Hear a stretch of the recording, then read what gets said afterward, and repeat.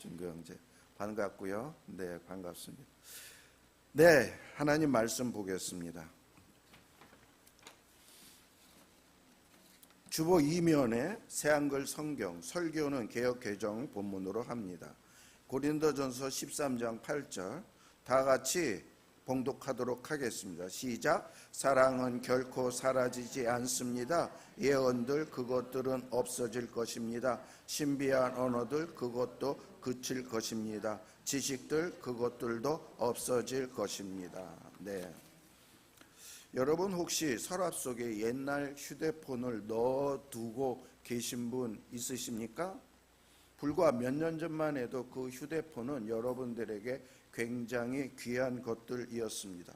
처음 샀을 때는 행여 흠집이라도 날까봐 좋은 케이스를 사서 덮었고요. 필름도 붙여서 기스가 나지 않게 했습니다. 그런데 지금은 어떻습니까? 서랍 속에서 전원도 켜지지 않은 채 뒹굴고 있습니다. 한때 최신형이었던 것이 지금은 골동품이 되어 버렸습니다. 여러분 이것이 휴대폰만 그렇습니까? 몇 해 전에 평생의 회사를 다니던 정년퇴직을 한 장로님의 이야기를 들어봤습니다. 그분은요, 퇴직하는 날 사원증을 반납하고 회사 문을 나서는데 지갑 속에 있는 명함 한 장이 그렇게 가볍게 느껴졌다라고 합니다. 30년을 그 명함으로 살았는데 그 명함이 이제 아무 쓸모가 없어졌기 때문입니다. 여러분, 우리가 평생을 걸고 쌓아온 것들이 다 그렇습니다. 젊음을 바쳤던 자격증, 밤을 세워놓은 경력, 자랑스러웠던 직함, 이 모든 것이 언젠가는 다 종이 한 장이 되어 버립니다. 그렇다면 질문이 하나 생길 수 있는데요. 인생에서 끝까지 남는 것이 과연 있을까? 여러분 어떻게 생각합니까? 가을밤 불꽃놀이를 보십시오. 하늘을 가득 채우며 사람들을 황홀경에 만들던 그 화려한 탄성 소리가 나는 불꽃놀이가 30분 정도면 끝납니다. 그 후로는 연기만 남고 하늘만 깜깜합니다. 그런데 그 캄캄해진 하늘에 여전히 떠 있는 것이 있습니다. 무엇입니까? 밤하늘의 별입니다. 불꽃놀이가 있을 때에는 아무도 쳐다보지 않던 별이 여전히 그 자리에 있으면서 계속 빛을 발하고 있습니다. 오늘 사도 바울이 본문 8절에서 말하고 있는 것이 어떤 것이 불꽃놀이이고 어떤 것이 영원한 별인가, 그것에 대해서 말을 합니다. 우리 8절 개역개정 성경으로 다시 한번 읽어볼까요? 시작. 예언도 패하고 방언도 그치고 패하리라. 네, 끝까지 남는 것이 있습니다. 단 하나입니다. 사랑입니다. 오늘 이 말씀 앞에서 우리는 세 가지를 살펴보도록 하겠습니다. 먼저 바울이요, 이 구절을 누구를 대상으로 썼는지 고린도전서 13장을 읽을 때에는 이것을 먼저 생각해야 합니다. 고린도 교회인데요, 고린도 교회는 은사가 부족한 교회가 아니었습니다. 오히려 은사가 풍성한 교회였습니다. 그런데 그 모습이요, 마치 연주를 시작하기 전에 오케스트라와 같았습니다. 여러분, 오케스트라 연주 전 튜닝 시간에 무대에서 무슨 소리가 납니까? 바이올린은 바이올린대로, 트럼펫은 트럼펫대로 저마다 자기 소리를 힘껏 냅니다. 그런데 아무런 화음이 이루어지지 않습니다. 훌륭한 악기들이 모여서 소음을 만드는 것입니다. 고린도 교회가 그랬습니다. 방언도 있고 예언도 있고 지식도 넘치고 은사도 많은 교회, 훌륭한 악기가 많은 교회였는데 서로 내 소리가 잘났다, 내 소리가 더 크다라고 다투는 바람에 교회에는 화음이 이루어지는 것이 아니라 소음이 가득했습니다. 바울은 이런 교회를 보고 폭탄 같은 선언을 지금 하고 있는 것입니다. 예언도 패하고 방언도 그치고 지식도 패하리라. 패한다라는 말의 원어의 원뜻은요, 효력이 정지된다, 쓸모를 다해서 무대에서 내려간다라는 뜻입니다. 여러분 혹시 집에 옛날 지폐를 가지고 계신 분 계십니까? 어떤 나라에서는 화폐 개혁을 하는데 개혁한 순간 옛날 지폐는 아무 소용이 없게 됩니다. 어제까지 빵을 살 수 있었는데 개혁이 화폐가 되므로 더 이상 그 지폐로 먹을거리를 빵을 살 수가 없게 됩니다.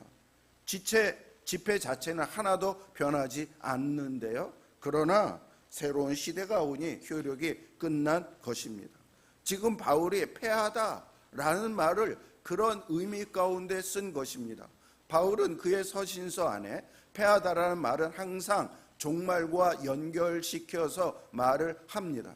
하나님 나라가 온전히 임하는 날 그 문턱을 넘지 못하고 효력을 끝나게 되는 그런 때가 있는데 그것을 패하다 이렇게 바울은 말했습니다. 그런데 여러분 오해하지는 마십시오. 지금 바울이 예언과 방언과 지식이 나쁘다라고 말한 것은 아닙니다. 여러분 그것 귀한 은사고 지금 사용해야 합니다. 인정해야 합니다. 문제는 좋은 것이냐 나쁜 것이냐 이 문제가 아니고요. 영원한 것이냐 잠시 있는 것이냐입니다. 비유를 하나 들겠습니다. 여러분이 여기서 부산까지 운전해 나아간다면 어떻게 가십니까? 이정표에 따라 갑니다. 이 방향이 경부선으로 부산을 가고 부산에 200km 남았습니다. 100km 남았습니다. 이정표에 따라서 요즘은 물론 내비게이션이 해주지만요. 그 이정표를 따라가지 아니하면 우리는 길을 잃어버립니다. 여러분 그런데 부산에 도착한 다음에 이정표를 뽑아다가 거실에 두는 사람 있습니까? 아무도 없습니다. 왜냐하면 이정표는 이미 그의 임무를 다 마쳤기 때문에 우리에게 소용이 없기 때문입니다. 예언도 방언도 지식도 마찬가지입니다. 이것들은요 하나님 나라가 있다는 것을 하나님 나라를 가리키는 이정표입니다. 목적지에 도착하면 이것들의 용도는 수명을 다해서 더 이상 소용이 없게 됩니다. 그래서 바울이 패해진다, 끝이다, 스탑이다 라고 이렇게 말한 것입니다. 여러분 이것을 오늘날 우리의 언어로 번역해 볼까요? 고린도 교인들에게는 예언과 지식과 방언을 있었다면 우리에게는 실력이 있고 스펙이 있고 재산이 있고 직분과 봉사와 성경 지식이 있습니다. 다 좋은 것입니다. 그러나 다 패하여 지는 것입니다. 병원 신방을 다녀보면 이것이 분명하다라는 걸 알 수 있는데 중환자실에 매우 아프고 위독한 사람들이요 자기의 통장에 잔고가 얼마 있는지 자랑하는 사람을 한 사람도 못 봤습니다.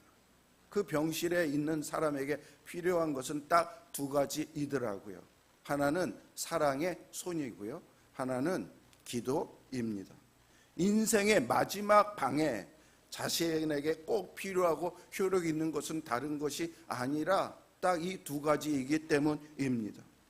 여러분 중에 혹시 이런 생각을 하실 분이 있을지 모르겠습니다. 목사님 그러면 열심히 배우고 일하고 봉사할 필요가 없단 말입니까? 아닙니다. 이정표에 도착할 때까지 절실하게 필요합니다. 다만 바울이 묻는 것이 지금 본문에서 이것을 묻고 있습니다. 여러분 들어보십시오. 너는 지금 패하여질 것에 인생을 걸고 사느냐? 패하여지지 않을 영원한 것에 인생을 걸고 사느냐? 요즘 스마트폰에 보면요, 내가 이 앱을 얼마나 썼는지 그것을 알 수 있는 기능이 있습니다. 제가 한번 그것을 보았는데요, 깜짝 놀란 적이 있습니다. 내가 하루에 이것을 이만큼 썼다고? 그런데 여러분 사실 우리 영혼에도 그런 통계가 찍히고 있다면 어떻겠습니까?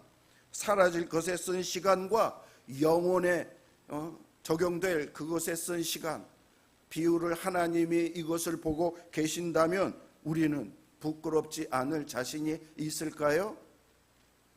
그런데 바로 이 지점에서 바울은 문장의 방향을 전환합니다. 사랑은 언제나 떨어지지 아니야. 예언도 패하고 방언도 그치고 지식도 패하리라, 이렇게 말씀했는데 반면에 사랑은 영원히 언제까지나 떨어지지 아니한다. 여러분, 떨어지지 아니한다라는 말의 원어를 직역하면 결코 넘어지지 않는다, 결코 무너지지 않는다라는 뜻입니다. 태풍이 지나간 다음에 아침날 거리를 본 적이 있으십니까? 간판이 떨어지고 현수막이 찢어지고 나무들의 가지가 부러지고, 그런데 거기에 뿌리 깊은 나무는 그대로 서 있습니다. 잎사귀만 몇 장 떨어져 흩날릴 뿐 그대로 서 있습니다. 바울이 선언하는 것이 바로 이것입니다. 예언은 떨어져 나간다, 방언은 찢긴다, 지식은 부러져서 나 뒹구는 그때에도 사랑은 홀로 무너지지 않는다. 그러므로 너희들이 진짜 붙들고 추구해야 할 것은 그리스도의 사랑, 주의 사랑이다라고 말씀합니다. 왜 사랑만 남습니까? 9절과 10절이 그것을 말씀하고 있습니다. 같이요. 9절 10절 시작. 우리가 부분적으로 알고 부분적으로 예언하니 온전한 것이 올 때에는 부분적으로 하던 것이 패하리라. 근데 은사는요, 부분적이라는 거예요. 완전한 것이 아니에요. 그림자라는 거예요. 그런데 사랑은 온전한 것이기 때문에 패하여지지 않. 사랑이 실체예요. 사랑이 본질이에요. 제가 아는 목사님이 계신데요, 얼마 전에 친구와 함께 얘기를 나눴습니다. 이분이 치매에 걸렸습니다. 이 목사님은 평생 목회를 했고 성경을 가르치고 읽은 분인데요, 성경을 하나도 기억 못합니다. 요한복음 3장 16절도 모릅니다. 그러다가 가족까지 드디어 기억을 읽는 그러한 목사님이 되셨습니다. 지식이 패하여진 것입니다. 그런데 신기한 일이 있었습니다.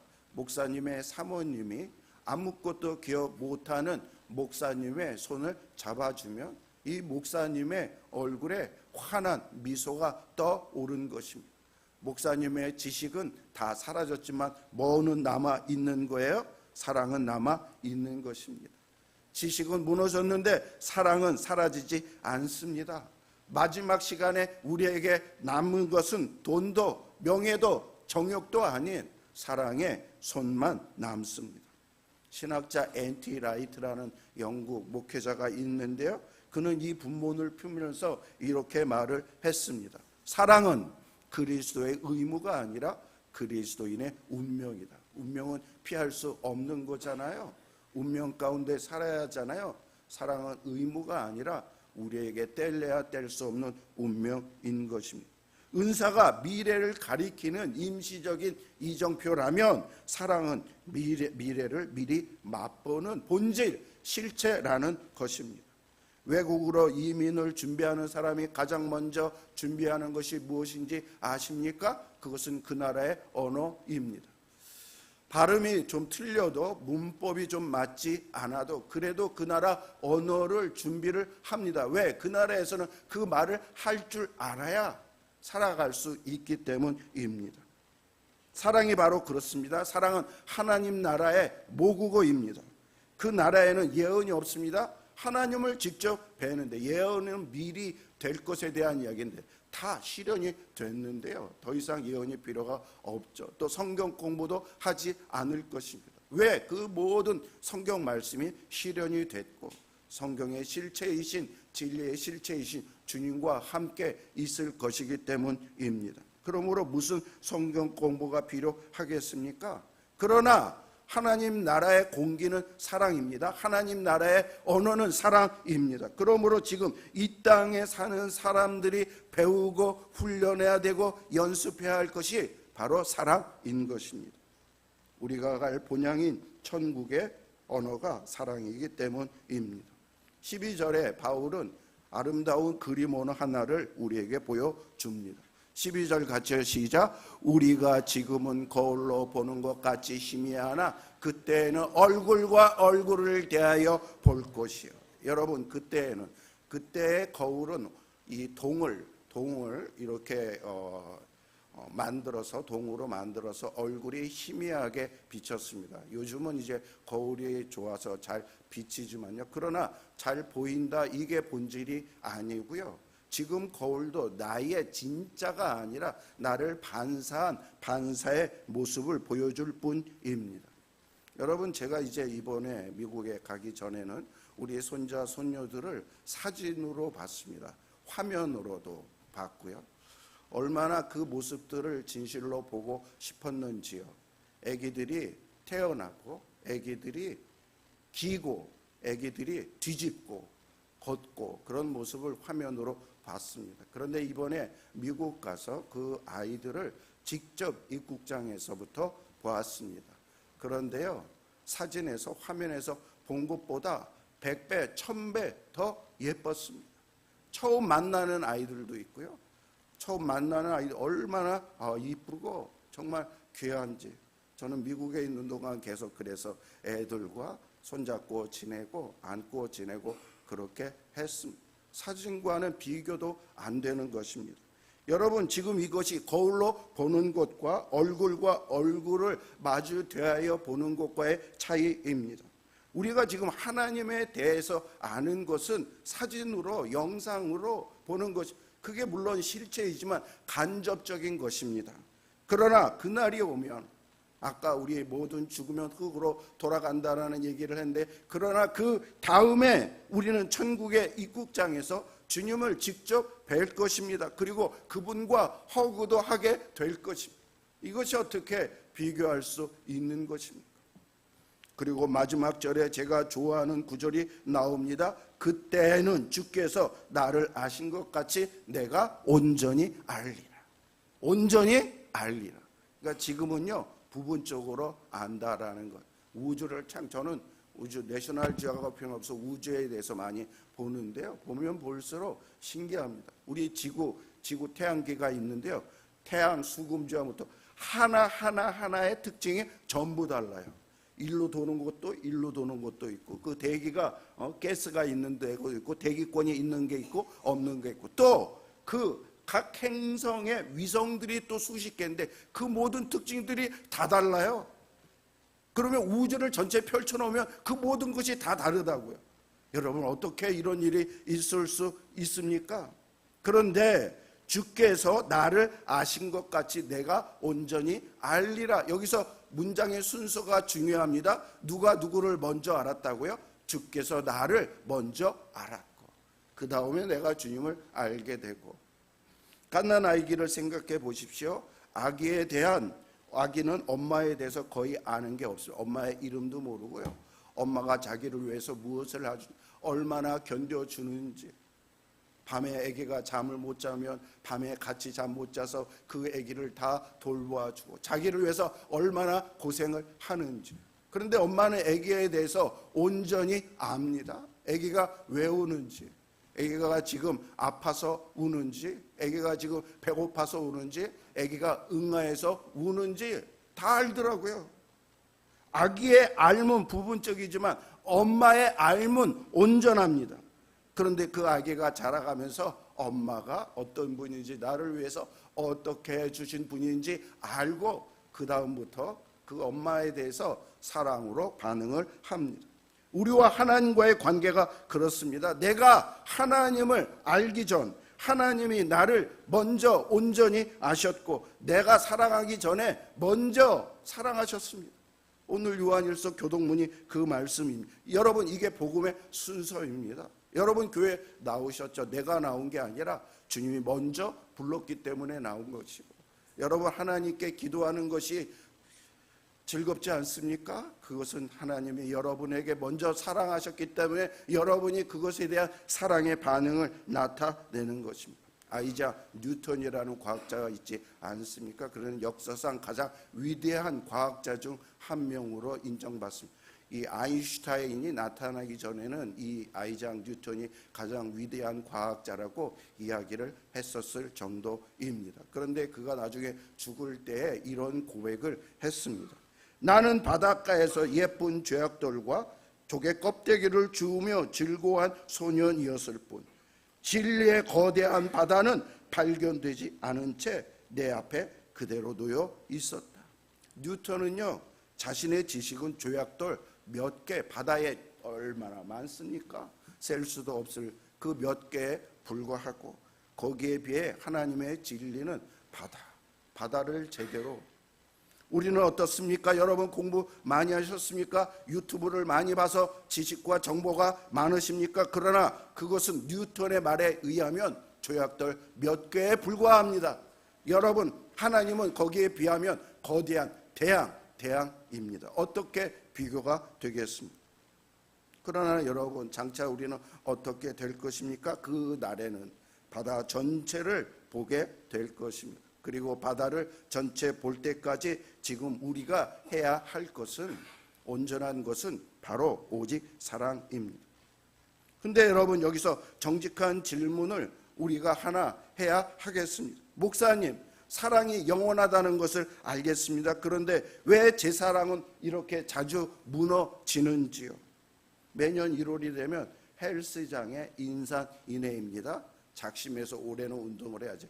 그러나 2월 달이 넘어가면 이 러닝머신에 사람들이 한산합니다.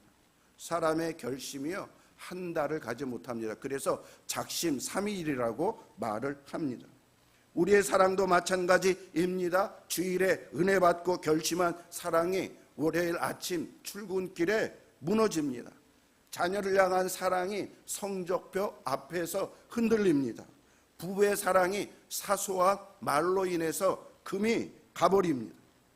그렇다면 사랑은 언제까지 떨어지지 아니한다라는 이 말씀은 우리와 상관없는 추상적인 식구입니까?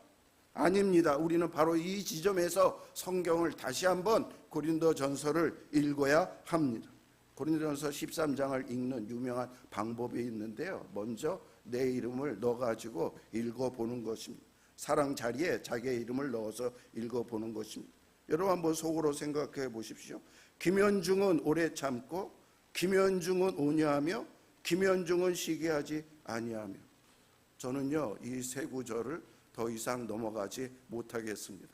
그렇게 하지를 못했기 때문에. 그런데 예수님을 그 자리에 놓고 읽어보십시오. 예수님은 오래 참고, 예수님은 온유하며, 예수님은 자기의 유익을 구하지 아니하며. 끝까지 단 한 구절도 걸리지 않았습니다.